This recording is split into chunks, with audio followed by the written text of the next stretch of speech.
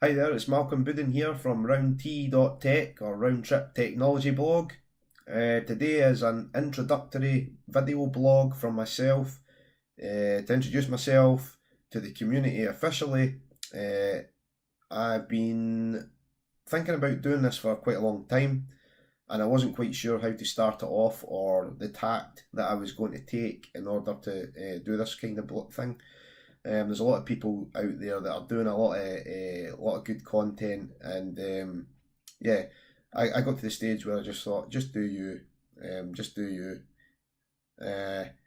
So today, what I'm really wanting to do is just introduce myself. What have I been doing? Where have I worked? What is my job role? What are some of the things I've done in the past? Then talk a bit about how I'm going to structure this video blog. I'm still going to try to update content, written content, but I think it's a lot easier now with some of the tools that are available to us to articulate some network design principles and approaches by using some of the technology that's available to us. So rather than spend hours and hours and hours writing blogs, because it is time intensive, I figured putting a video message out is as good as anything, as long as it's accurate and it's good information. People can learn from it, people can comment on it, I can learn by comments that people make. Yeah, and that really sums it up. So where are we going with this video blog? I'm a network designer, I'm a network architect, I'm a network engineer by trade. Okay, so I have a degree in network computing. I think I've done the Cisco CCNA Academy in around 1999, 2000. I never actually passed the CCNA till 2005. That's not as a result of trying. I basically completed my degree and then worked for a few years before I even attempted the exam. So I started working in around 2003 in the industry for Miller Homes, who are, I don't know if I'm allowed to say that, but anyway, yeah, it's out there in the public domain anyway. I worked for a construction company in the UK that was great. I sort of progressed through the IT service desk, infrastructure team, and then into the network team, where I ended up being a network administrator. And then I moved on to the managed services side of the fence with a few different companies after that. So IT outsourcing, co-location, hosting companies, Cisco partners, network integrators, ISPs, and now I'm working on a consultancy basis with a large sort of US based enterprise. So, other than that, yeah, I'm Cisco certified, CCNP. I don't have a CCIE, but I do have a CCDE. So I decided to do it in a bit of an unorthodox way and sat the CCDE as opposed to the CCIE first.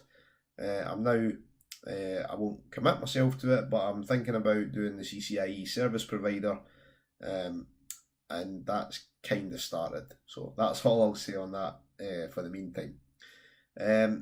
What I want to do is introduce the approach to the blog.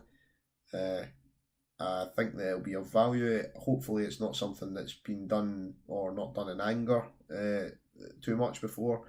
But I'm all about whiteboarding, so there will be, what I'd like to do is put a slide up. Ideally, it might not be for every single video, but put some sort of slide up, talk about some customer requirements, and then build out a design which might be spread over one session, might be spread over two sessions, but in general terms, how we actually design networks, if you have a lot of experience in network designs, you'll be familiar with the fact that the requirements normally start off as something like I need to upgrade my WAN coming from a customer, and in order to upgrade a WAN, you need to really understand, well, what are the business requirements? Why are you needing to upgrade your WAN?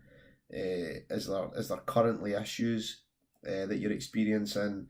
Is it due to strategy and future growth? Is it a technology refresh? And there's a whole load of different questions that we need to think about and factors that we need to think about before we proceed with going forward on the WAN design. But not only WAN, we need to have a solid strategy in place as to what we're trying to do on the rest of the network. So if, for example, we're looking to upgrade the WAN, we need to also think about, well, when we're looking at the bandwidth requirements for the WAN links and the QoS policy, what applications are going to be driving the WAN connectivity? So, for example, something I've seen recently is a lot of is Internet of Things, so IoT is the buzzword associated with that, or the acronym that's associated with that. IoT 802.11ac, wireless, wave 1, wave 2, clients connecting to the network, the more bandwidth to the clients, that's going to have a knock-on effect to the uplinks on the LAN, which then has a net effect to the network or the WAN connectivity and bandwidth constraints. So WAN is always where the bottleneck is, other than possibly data centers or ISP cores.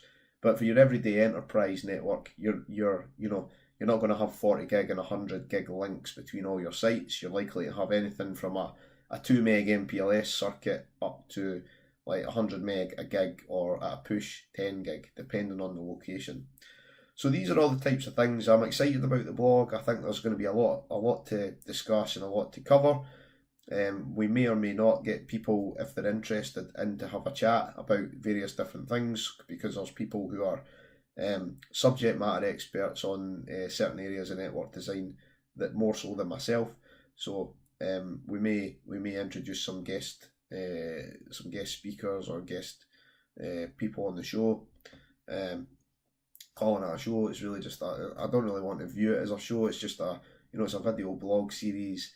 At this stage, all I really want to do is talk about network design, which I'm passionate about, and take it from there, see how it progresses, and if we turn it into a show, then we turn it into a show. But it's not something that I'm really precious about.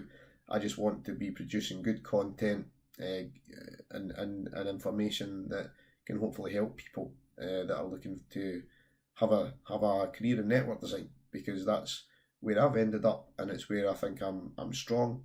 It's where I see my future being, and one of the other things on the future, I think that it's very relevant to talk about a lot of the buzzwords and how these buzzwords and new technologies are going to affect network design. Because personally, there's been a few blogs that have stated this already, but having good network design skills and design skills, period. So it's not just network design skills, it's design skills that you can apply to different technologies and different like the same approach, different technology basically.